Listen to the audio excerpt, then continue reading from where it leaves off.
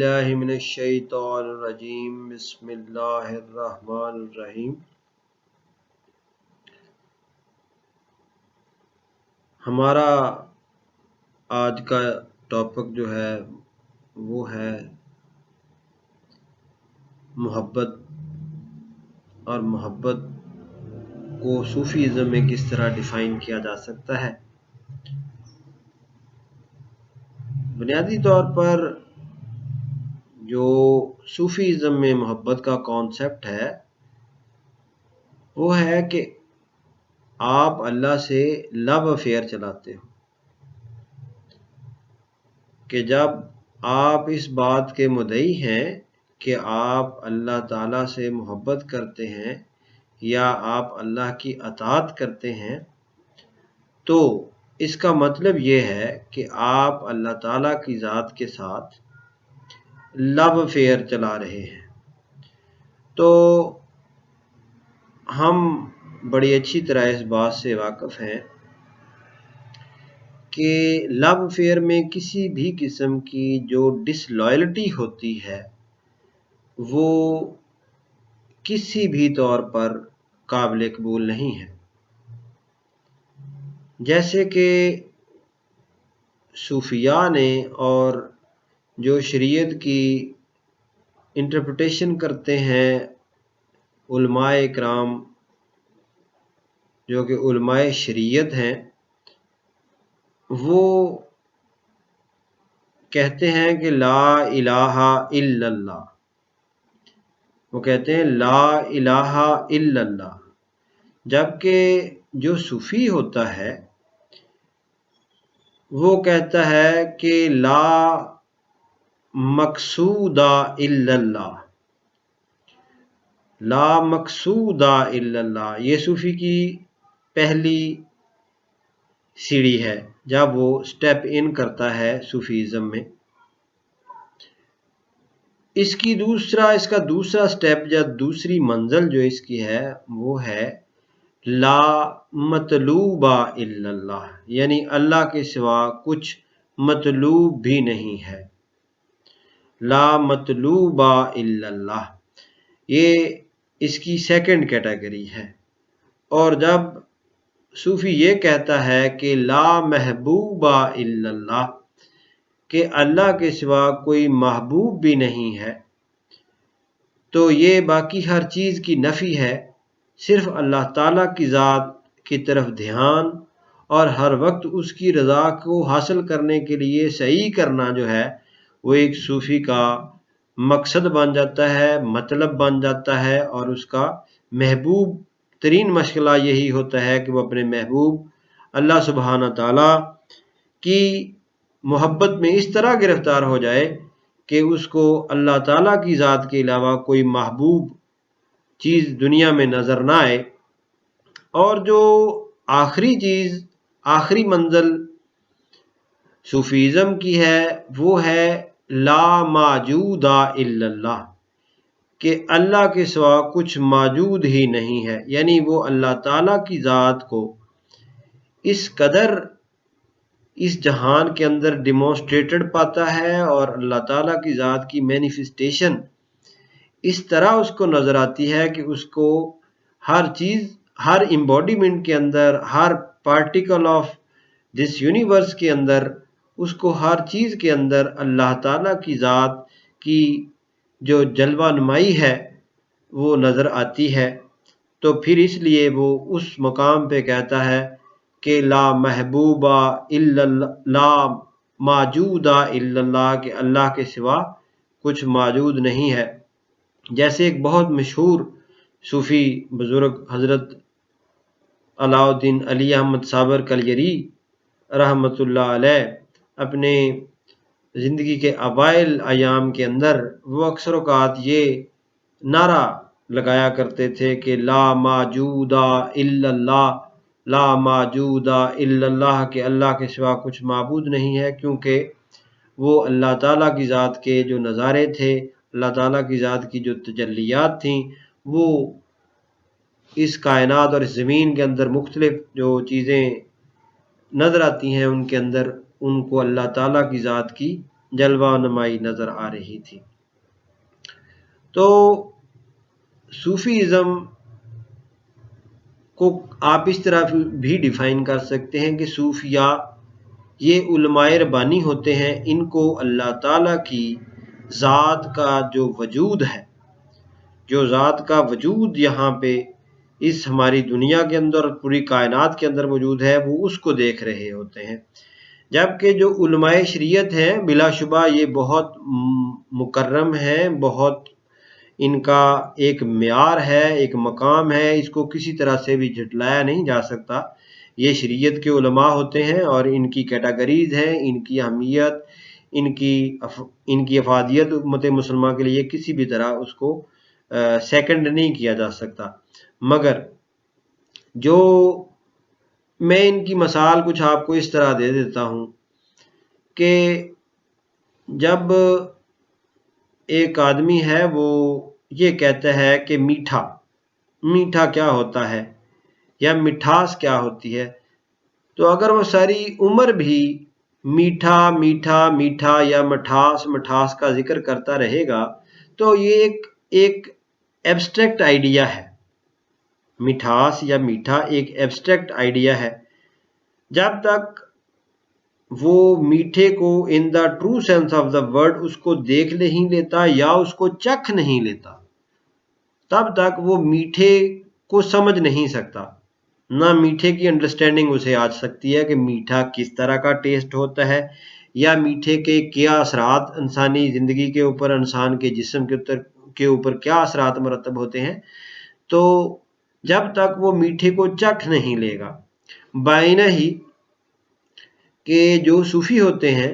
وہ اپنی احساسات اور کیفیات کے ذریعے سے اللہ تعالیٰ کی ذات کو پہچانتے ہیں،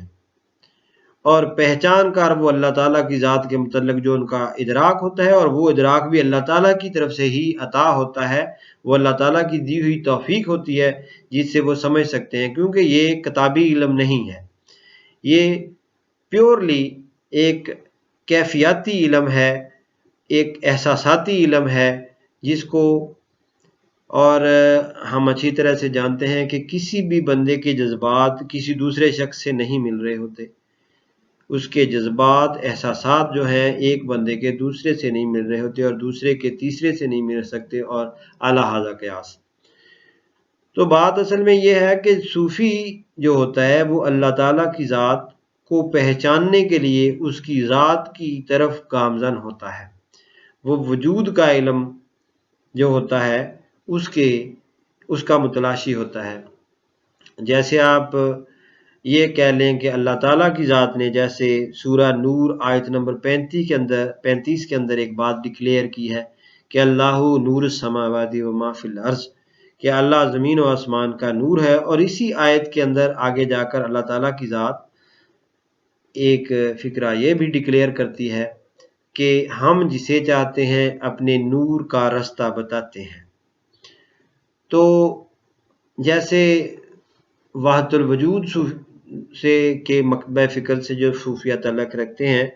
وہ یہ کہتے ہیں کہ جو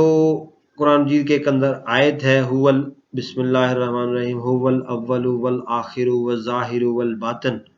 کہ اللہ اول بھی ہے، اللہ آخر بھی ہے، اللہ ظاہر بھی ہے اور اللہ باطن بھی ہے۔ اب تین چیزیں تو سمجھ میں آ جاتی ہیں، تین چیزیں ڈیفینیٹلی سمجھ میں آ جاتی ہیں کہ اللہ اول ہے، یعنی جب کچھ نہیں تھا تو اللہ تھا، اس لیے ٹائم کے سٹارٹ ہونے سے پہلے ایک الگ سے ایک ڈسکشن ہے، کسی دن ہم اس پہ ڈسکس کریں گے کہ ٹائم جو ہے وہ کس طرح اللہ تعالیٰ کا ایک ایٹریبیوٹ ہے، ٹائم کس طرح سے ایٹریبیوٹ ہے اللہ تعالیٰ کی ذات کا۔ یہ کسی دن ایک لمبی ڈسکشن ہے، یہ اس کو کسی اور دن پہ ہم اٹھا رکھتے ہیں، پھر ڈسکس کریں گے۔ یہاں پہ جو آج ہم بات کر رہے ہیں وہ یہ ہے کہ اول ٹائم کا سٹارٹ جب ہوا تو اللہ تعالیٰ کی ذات کے حکم سے ہوا، تو ٹائم کے سٹارٹ ہونے سے پہلے صرف اللہ تھا، اس لیے وہ اول ہے، اور جب کچھ نہیں ہوگا تب بھی اللہ ہوگا، اس لیے وہ آخر بھی ہے۔ اب اگلی بات کہ هو الظاہر والباطن، کہ وہ ظاہر بھی ہے اور باطن بھی ہے۔ کویسچن یہ پیدا ہوتا ہے کہ ظاہر کہاں ہے اللہ کا؟ اللہ کا ظاہر کہاں ہے؟ اگر ہم یہ کہیں گے کہ جو نظر آنے والی چیزیں ہیں یہ ساری کی ساری اللہ کا ظاہر ہیں، تو کویسچن اٹھ جائیں گے، سوال اٹھ جائیں گے کہ یہ کس طرح ممکن ہے؟ مگر قرآن مجید کے اندر یہ آیت اسی طرح موجود ہے، اللہ هو الاول والآخر والظاہر والباطن، کہ ظاہر کو اب سمجھنے کے لیے ہمیں یہ اس بات پہ غور و فکر کرنا، جیسے کہ اللہ تعالیٰ کی ذات نے بارہا قرآن کے اندر فرمایا ہے کہ چیزوں کے اندر غور و فکر کریں۔ تو اب غور و فکر کرنے سے ہم اس بات تک پہنچیں گے کہ اللہ تعالیٰ کی ذات کس طرح ظاہر ہے اس جہان کے اندر، باطن تو وہ ہے۔ جیسے اس کی ایک مثال ہم یہ کہہ سکتے ہیں کہ اللہ تعالیٰ کی ذات کا وجود اس کائنات کے اندر اس طرح موجود ہے جس طرح ہمارے جسم کے اندر روح موجود ہے مگر وہ معلوم نہیں ہے کہ وہ کہاں ہے۔ جسم کے اندر روح تو موجود ہے مگر اس کا وجود کہاں پہ ہے، یہ بات آج تک نہ سائنسدان سمجھ سکے ہیں اور نہ ہی ظاہری علوم کو پڑھنے والے لوگ اس بات کو پا سکے ہیں کہ انسانی جسم کے اندر روح کہاں پہ موجود ہے۔ اور روح کے چلے جانے کا نام ہی موت ہے، یعنی جب روح اس جسم سے چلی جاتی ہے تو انسان ٹرانسفر ہو جاتا ہے اس جہان سے اگلے جہان کو۔ یعنی جیسے ایک گریٹ صوفی نے یہ کہا ہے کہ کسی نے کہا کہ شکر کیا ہے؟ شکر جب موت کی سکراتی کیفیت طاری ہوتی ہے بندے پہ، تو کسی بہت بڑے صوفی سے کسی نے پوچھا کہ سکرات کیا ہے؟ تو اس عظیم صوفی نے کہا کہ میں اللہ تعالیٰ کی نظر کے اندر، اللہ تعالیٰ کی توجہ کے اندر میں ایک مقام سے دوسرے مقام میں شفٹ ہو رہا ہوں، یہ ہے سکرات۔ تو ہم عرف عام میں بھی یہ کہہ دیتے کہ انتقال ہو گیا ہے، یعنی انتقال کا مطلب ہے منتقل ہو جانا، یعنی ایک جگہ سے دوسری جگہ پر منتقل ہو جانے کا نام موت ہے۔ تو موت بنیادی طور پہ ٹرانسفارمیشن ہے ایک جہان سے دوسرے جہان میں۔ تو ہمارا آج کا جو بیسک ٹاپک ہے وہ یہ ہے کہ صوفیزم کی صوفیانہ سوچ یا صوفی منش جو ہوتا ہے وہ کس طرح سے اللہ تعالیٰ کے ساتھ جو اٹیچ ہوتا ہے۔ جیسے کہ صوفیاء کا ایک طبقہ ہے جن کو نوریہ سلسلہ کہتے ہیں، جیسے کہ حضرت علی حجویری رحمۃ اللہ علیہ نے اپنی کتاب کشف المحجوب کے اندر طبقات صوفیہ کے اندر اس طبقے کا ذکر کیا ہے، یہ نوریہ سلسلہ ہے۔ تو نوریہ مکتبہ فکر جو ہے اس کے اندر ایک بزرگ تھے، تو جو اس سلسلے کے ہیڈ تھے، ان کے پاس ایک بندہ آیا تو وہ کہتا ہے کہ جی صوفی صاحب مجھے یہ بتائیں کہ کوئی عمل بتائیں جو میں کروں۔ تو بزرگ یہ کہتے ہیں کہ اسے کہا گیا کہ آپ نے 1 گھنٹے کے لیے اللہ اللہ کہنا ہے، پھر ٹائم بڑھا دیا گیا 1 2 3 4 5 ایون 12 گھنٹے، پھر 24 گھنٹے، پھر اس کو کچھ دن کے لیے یہ پریکٹس دی گئی، تو اس کے بعد پھر اسے یہ کہا گیا کہ اب آپ نے ذکر نہیں کرنا، دھیان میں رہنا ہے، یعنی دھیان میں رہنا ہے کہ اللہ تعالیٰ کی طرف آپ کی توجہ جو ہے وہ ہر وقت مبذول رہے۔ آپ جو بھی کام کر رہے ہوں اس کو آپ نے اللہ تعالیٰ کی ذات کو زیر نظر رکھ کر، نظر کے اندر رکھ کر، اپنی توجہ دل کی اس طرف لگا کر، اپنی نظروں کے اندر اس بات کو سما کر کہ میں اللہ تعالیٰ کی نظر میں ہوں اور میں جو بھی کر رہا ہوں وہ اللہ تعالیٰ کی ذات کے سامنے ہے، جیسے اللہ پاک نے قرآن میں فرمایا ہے کہ میں شاہد ہوں، میں دیکھ رہا ہوں۔ But will not say in the way we see or we become witness of anything, but اللہ کی جو بصارت ہے وہ اللہ کی شان کے مطابق ہے، نہ کہ ہماری یہ جو 5 سینسز ہیں ان کے مطابق نہیں۔ اللہ کی شان اپنی شان کے مطابق جو ہے وہ دیکھتا ہے چیزوں کو،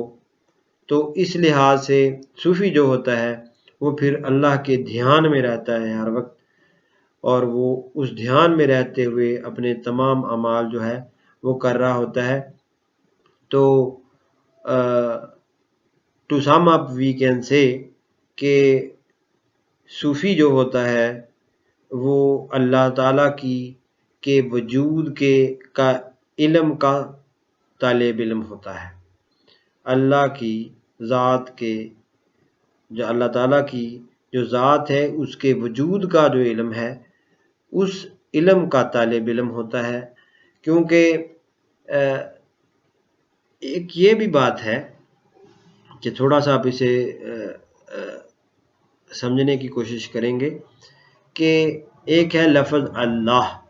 تو لفظ اللہ جو ہے وہ اسم ہے، ذات نہیں ہے۔ وہ کوئی ذات ہے جس کا نام اللہ ہے، تو صوفی جو ہوتا ہے وہ اس ذات کا متلاشی ہوتا ہے، وہ نام کی پکار ذات کو تلاش کرنے کے لیے کرتا ہے۔ تو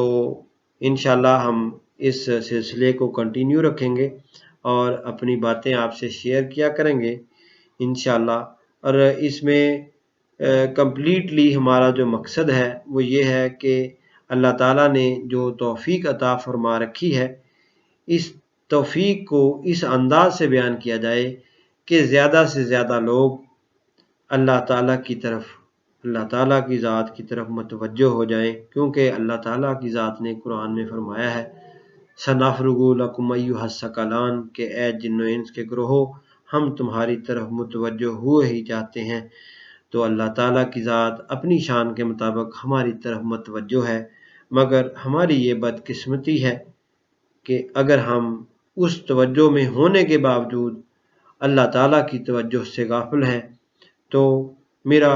پیورلی جو مقصد ہے وہ صرف اس ویڈیو کا اور یا جو نیکسٹ ویڈیوز آئیں گی ان کا پیورلی مقصد یہی ہوگا کہ اللہ پاک ہمیں ایسی توفیق عطا فرمائے کہ ہم اس کی توجہ میں توجہ حاصل کر سکیں۔ Thank you very much for your precious time.